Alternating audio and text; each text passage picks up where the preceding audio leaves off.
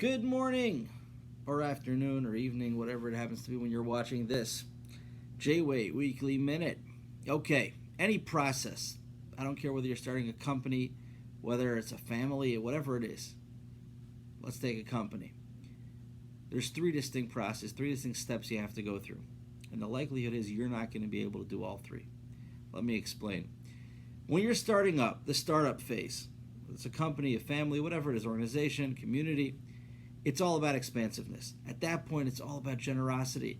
It's all about giving and expanding and reaching out to everybody and anything, anybody you can reach out to. You're not turning down any opportunity. You're gaining market share. You're spreading. Now is not the time to think about constriction. That's the first step.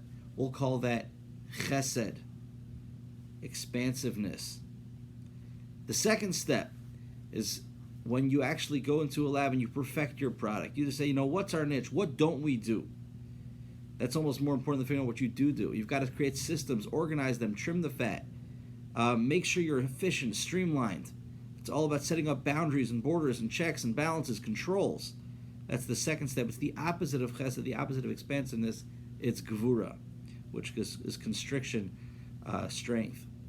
And then that process, second process, usually happens in a lab. After that, you've got to bring it out to the real world, bring it out to the market, where it's going to have to withstand different elements from one side, from the other side. And the key there is balance. You've got to be able to maintain the balance between the chesed, between the expansiveness, and between the constriction. We'll call that in Hebrew tiferes, which is a balance, a blend, a perfect blend of chesed and gevura. Recognize that the person who's going to be great at the first element, the first phase, the chesed phase, is going to be an expansive sort of individual. Somebody who's out there, who's ebullient, who just wants to reach out to everybody. The second phase requires somebody who's more controlled, somebody who's more detail-oriented, somebody who's not necessarily about growing, but somebody who's about refining a product and go through the fine details and understand it. And then the third person requires somebody who's kind of in the middle, who's got a blend of both. He can understand the expansiveness, but he also gets the need for detail. Not to either extreme.